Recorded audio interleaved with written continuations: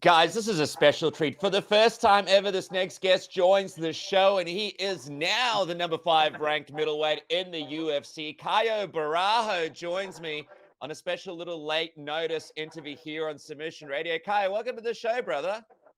Hey, brother, how are you? Thank you so much. Very honored to be part of the show. I got to thank you because basically your manager, Ivan, messaged me last minute, and I was in the gym and I was about to do my cardio, and he messaged me just as I was about to start. So you saved me from doing my cardio today, my friend. Sorry, brother. Don't be Yeah, sorry to but me, man. I don't want to be doing it. So you're doing me yeah, a it was favor. a It's good just my save. partner. My Yeah, partner has to put up with this now, but there's yeah, worse things out there. Hey, dude, #5 ranked. yeah. Congratulations. How does Feels it feel? feels good, man. All the work that I've been doing, was worth it. Feel that like all these 10 years of hard work and dedication in the sport, it's finally people seeing all my work. Like people already saw my work on my IQ and my ground game, my grappling game, but now people saw everything. See how well rounded I am, how good I am in all aspects of MMA. So very good, very feels good, very blessed to be in this position right now and ready to the other one. Yeah, man, it's crazy because when you look at the top 5 of the middleweight division right now, like, how would you compare the top 5 that you're in right now compared to some of the top 5s in the past? Like, it's a killer's road, just like killers after killers in that top 5. Yeah, man. Yeah, I think the level of the game improved a lot since for the past years. I think right now the top five or even the top 10 are so competitive. That like a minimal difference between all of us. So definitely the sports got more competitive, and I think this is good for the sport. Make us athlete better, make the sport better. Make more people seeing us. So I think it's really good for the sport and bunch of killers there. Yeah, dude. Well, I mean, you've got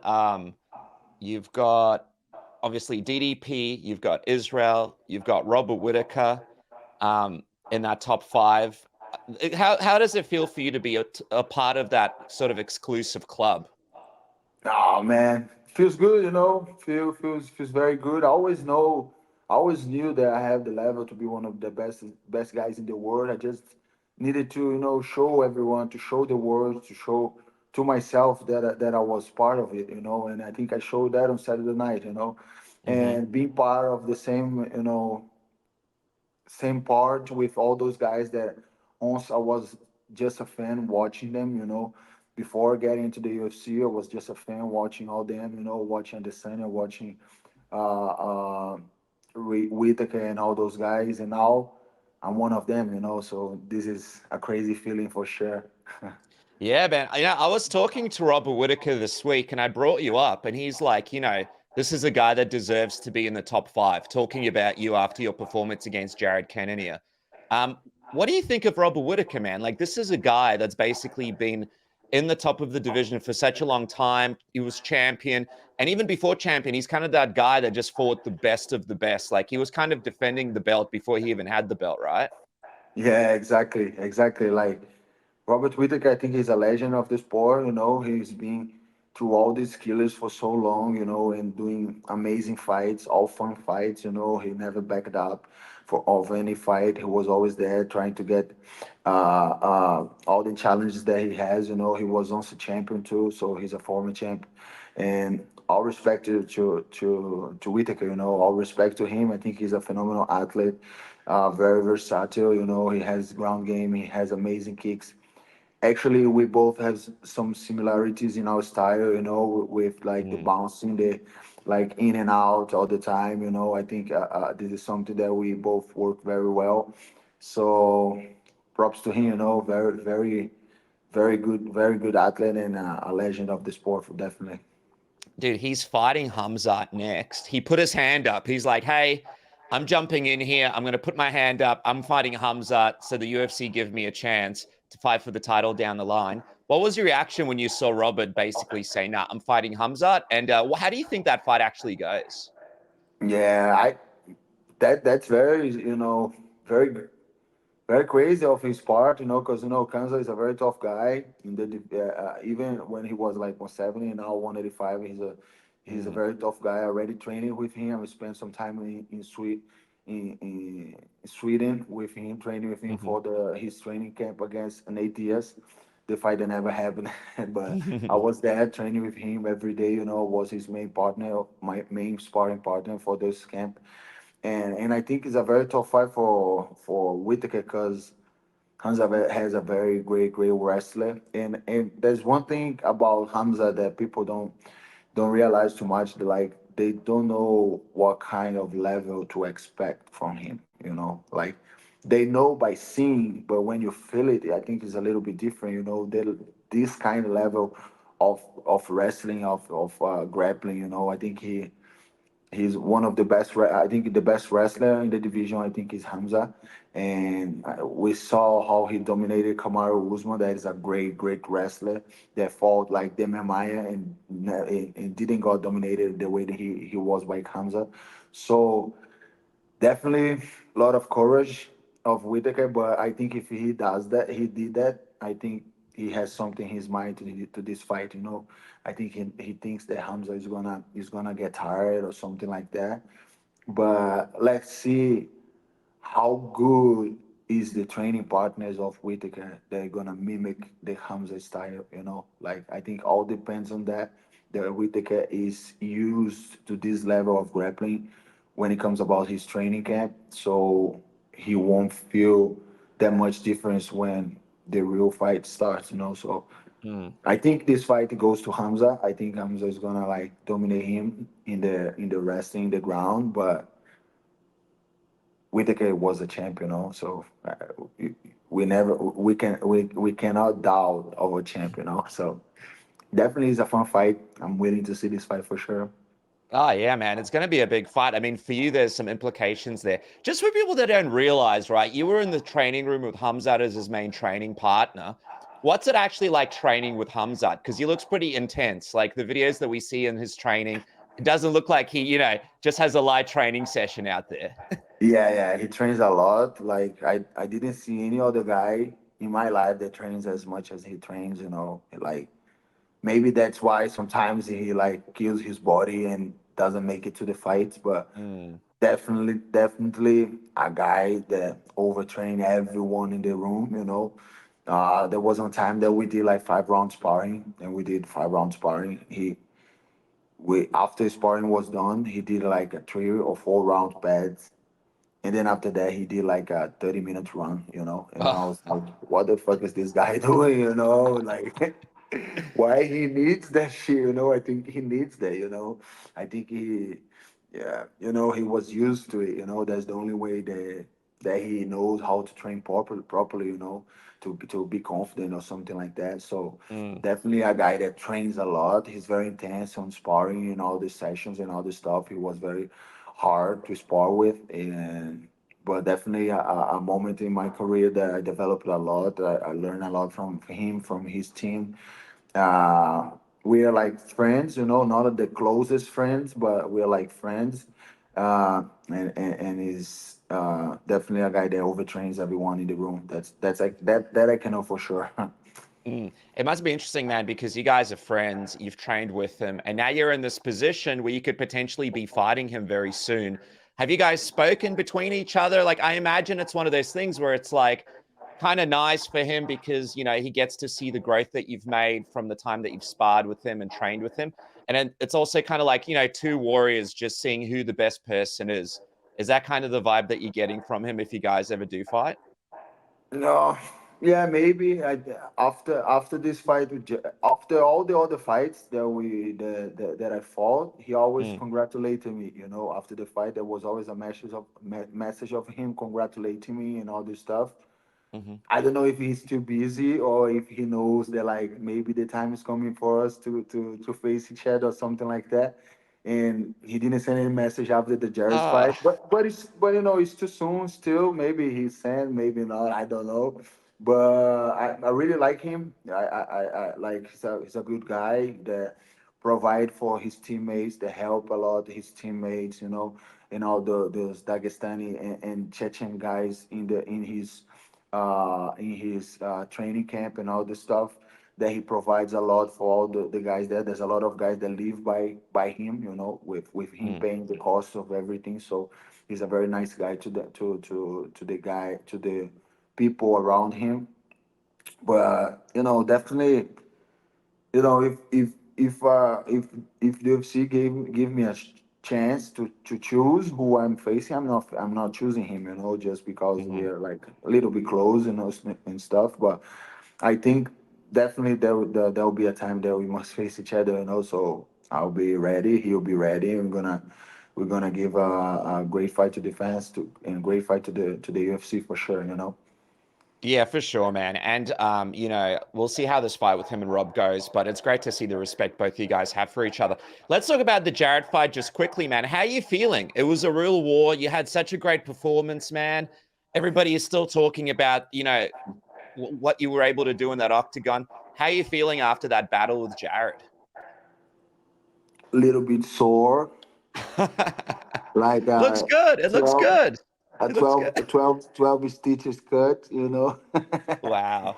But you know, a little bit swollen on my foot for the kicking and all the stuff. But actually, I got out of a 3 round fight worse than I got out of this fight, you know. So I'm Mm, recovering very well. I'm getting better and better every day. The eyes got better, very the eyes got very better than it was after the fight. The doctor did an amazing job in this cut, you know. He mm, stitched it up very good. I don't think it's even gonna be a big scar or anything like that. And you know, I'm very happy with my performance, you know, man, because if you see anyone that fought Jared, I don't think anyone in the division did what I did to Jared, you know. So not even Adesanya or any of the other guys that he lost. Nobody moved forward and make Jared move backwards as I did, you know. mm. So I think it proves my level. I think it proves my skill set, and definitely everybody know to me, you know. So it feels really good to make people scared a little bit of me, you know. So definitely there will be less guys willing to face me after this fight, you know. Oh, well, dude, I mean, it was an incredible performance. You should be so proud of yourself. And I know so many fans are really excited about you being the top five now because, you know, some new blood in the division, some fun new matchups. If it was up to you, man, I mean, DDP is obviously fighting Sean Strickland next. So that's not the fight that's going to happen. But who would you like to fight next if it was up to you? A lot of people are sort of saying Israel Adesanya could Yeah, be the definitely guy, him. yeah? Yeah, definitely Adesanya. Like, you know, with all the respect, the same way I call out Jared, with all the respect, I think there's no other guy that Adesanya should face now. Because if you see on the top eight of the division, I think he fought everyone but Imavov and Brenda Allen. And Brenda Allen and Imavov are facing them each other, you know. So Hmm. he already faced all the other guys, Strickland, Whittaker, Vettori, DDP, all these guys, Jared, all these guys he already fought, you know. So I think the only option that comes to him is myself, you know. So I think is this is the fight to make. I think it will be a fun fight, and let's see. I want to fight him. I think it will be a good fight to my resume. And if the UFC wants me to do one more fight before I go to the belt, I think this is the fight to make. Why not fight a guy that is a legend of the sport and that was so dominant in his prime, you know? So definitely a guy that I want to face just because nothing personal, but just because it makes sense right now, you know, for him. It makes sense for me too, you know. Hey there, all you dreamers and creamers out there in Submission Radio land. I'm going to take a quick break to shout out our sponsor, Manscaped, who has you sorted this Father's Day with all of the greatest products. And by the way, these are the two products I use on the regular. The Lawnmower 5.0 Ultra and the Beard Hedger has me sorted every morning and as a part of everyday routine for me and a lot of my friends out there. If you guys want to try out these products, they're absolutely spectacular. 20% off and free shipping with a code word submission. The Lawnmower 5.0 is the ultimate experience when it comes to having a smooth body and smooth balls whenever you need it. Perfect for training, perfect for the bedroom, and perfect for everything in between. Make sure to jump on and check that out today. And of course, the Beard Hedger is the ultimate way to keep your beard in check. So jump on Manscaped today, 20% off and free shipping now. And don't forget, every time you purchase something from here, you support the program. Keep the lights on at Submission Radio, thanks to Manscaped. Now back to the program. Well, Izzy is one of the greatest middleweights to ever do it, right? Like, if you had to say who the greatest middleweight of all time is in UFC history, who's the greatest middleweight of all time to you, man? Oh, I, when it comes about what he has done for the sport, definitely Anderson Silva. I think he put the sport on another level. Mm-hmm. Even so, maybe I'm crazy about talking like this, but even so, the guys that he fought in his time wasn't, don't get me wrong, wasn't that good as the guys right now in this time. But it's just Mm, because it is what it is. The sports develops itself and gets, tougher and tougher, and the guys gets better and better by the years going. So definitely, I think Anderson Silva is one of the best to ever do it inside the octagon. I think Anderson Silva for sure. But I mm-hmm, really, I really like, Michael Bisping. I'm a big fan of him and his history, he has done in the sport. And definitely Israel. I think Israel was a great champion too. He did a lot to the sport. I think he faced a lot of tough guys. He was fighting like 4 times a year or something like that as a champion. So definitely a guy that made history on the sport. So that's another reason why I'm willing to face him. Because mm-hmm. it would be an honor for me. And I was watching him fight Jared one time as a fan, you know. I was just about to enter the UFC, so I was a fan at that time, and now I'm almost there facing him. So it's a crazy feeling, and I definitely want to face this guy. Dude, I love that you mentioned Michael Bisping because that's like, I feel like a lot of fans these days, they're forgetting some of the guys, like Bisping, a lot of great champions. And Michael Bisping, when he won the title from Luke Rockhold in that rematch, the last minute rematch, do you remember where you were when you saw that? It was like one of the most remarkable things, when it comes to MMA history. It was just unbelievable when he was able to achieve that. Yeah, definitely. I was in my friend's house in my hometown. We were watching the fight. We were watching the same place that I was when I watched like Anderson Silva lose his belt to Weidman. Ah. So it was my friend's house. His name is Arthur, and we were there always. We were night there to see the fight. I was already living in São Paulo, but I was there I think on vacation, something like that. And that was a fight that definitely Mm, I screamed a lot. I was like, man, that's what I'm talking about. Because, Bisping has such a amazing history, like an amazing path, like an inspiring path. So mm. watching him become a champion after all that he's been through, I think it definitely inspired me a lot. I'm a big, big fan of Bisping. And then you find out the guy's got one eye that works, and you're like, "This is just Exactly. this is just outrageous, brother!" Like this guy. Oh, it's But yeah, it's crazy great, man. because there was a time in Vegas that I was there. I never met Bisping like in person at that time, and I was there in a blockaded house with the guys. Went there until for DDP actually, and we were there in the house, and suddenly Michael came in with his wife and all this stuff, and suddenly there was me, my wife, Michael, and his wife sitting by each other talking shit, and Michael like, oh yeah, that's it, talking some funny stories about him and his wife, and he took an eye off. Oh yeah, look at his eye and stuff like that. And I was like, yeah, I came to my wife and it was like, hey, baby, did you see this? Are you seeing this happening right now?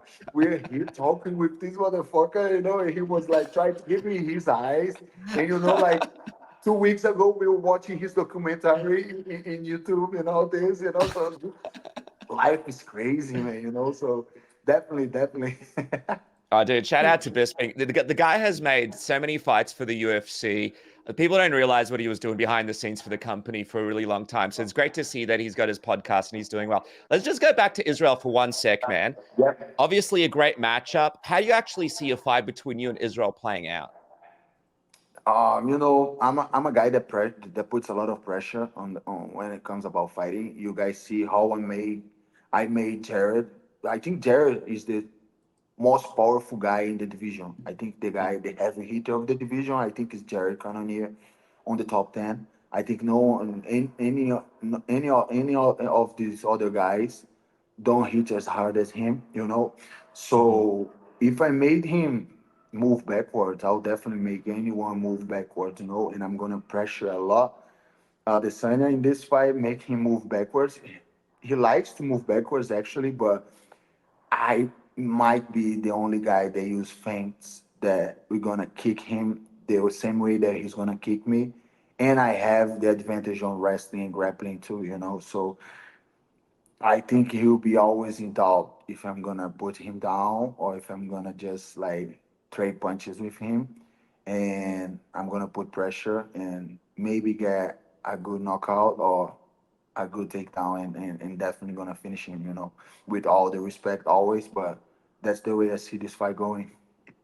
Yeah, man. Well, I gotta say, like the Israel that we saw against DDP, he looked great right up until the end, right? Like physically, he looked different. Like he looked healthier. He'd had some success against DDP before that finish happened, and then somehow DDP was still able to go out there and stop the fight. What was your reaction to that fight between him and DDP in Perth, man?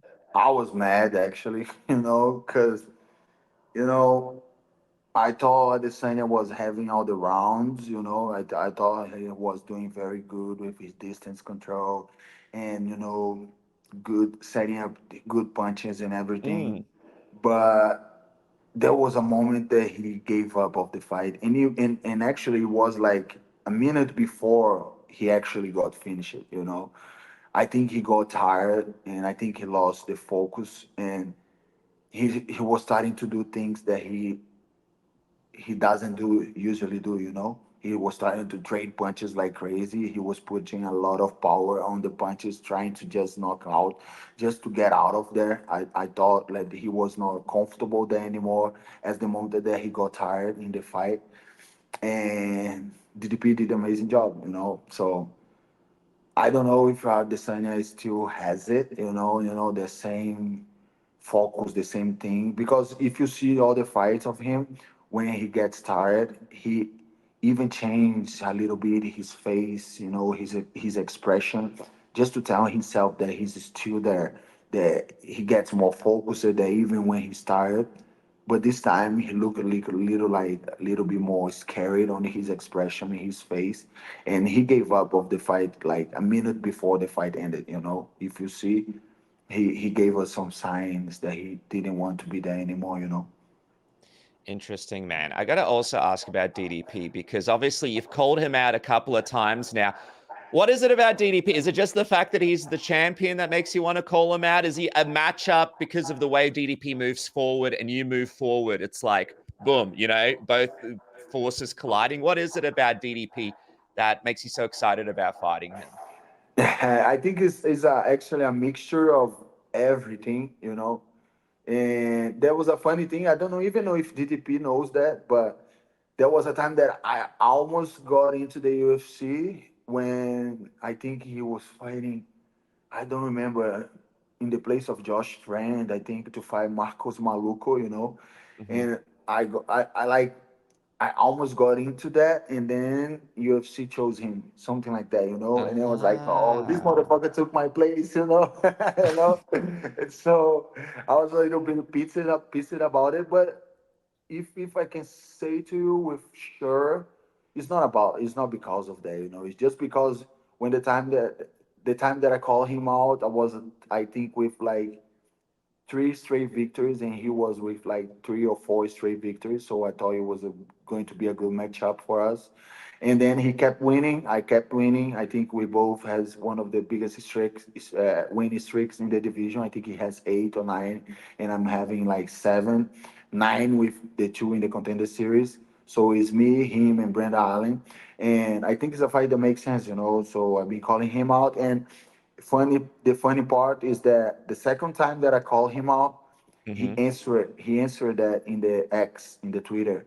He said, "Okay, kid, I'm looking forward, but I'm looking only above me, but go there and have like two more wins, and then we can talk about."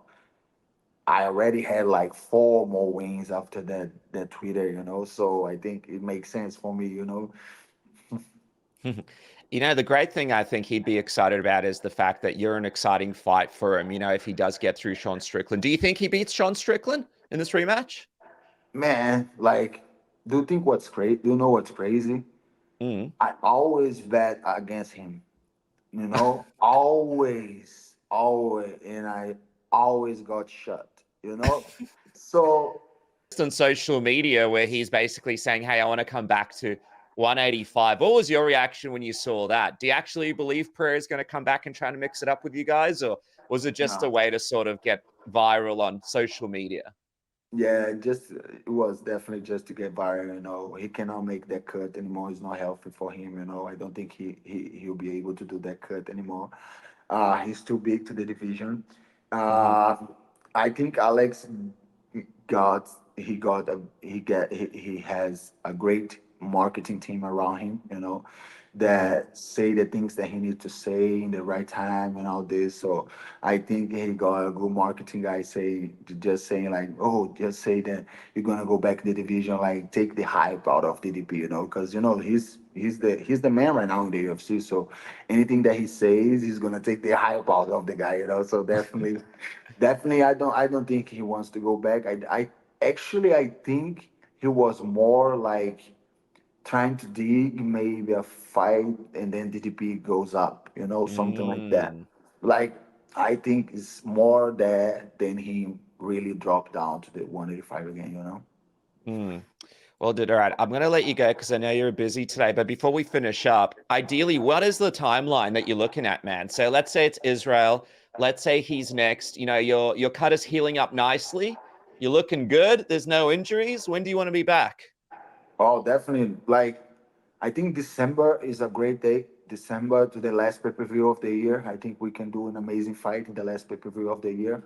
Or late February is a good day for me. You know, I heard that Eugene, his trainer, said that he wants to fight again this year. So maybe December is a great one. But if he doesn't, I think February is the perfect day. You know, some pay per view over there, or maybe a fight night, and we do a main event in Brazil or something like that. You know, so definitely want these dates. What about, imagine if they do the Africa fight with DDP and Strickland, and then obviously Israel. He's an icon and he's a big Yep. deal for the region. Imagine you guys are the co-main event for that one. Yeah, I'll be honored to go there, and I hope it'll be five round fight. You know, don't come with me Why against. 5 rounds, man? Why? Yeah, like like I think the people, not just in Africa but in the world that watch UFC deserve this fight, a 5 round fight. You know, the easy for 5 round fight for so long, and people see how is my 5 round fight, how tough, how durable I am in a 5 round fight, how knockout power I still have in the fifth round. So I think definitely it will be a better fight people to see if the fight goes to 5 rounds. You know. All right, dude. Well, everybody needs to follow Kaya on social media right now and the Fight Nerds. Congratulations, sir. I can't wait to see what happens next. Thank you so much for making, hey, the first appearance on Submission Radio, and I didn't have to do any cardio. You're saving me today, brother. Thank you so much. So thank you, brother. Thank you so much.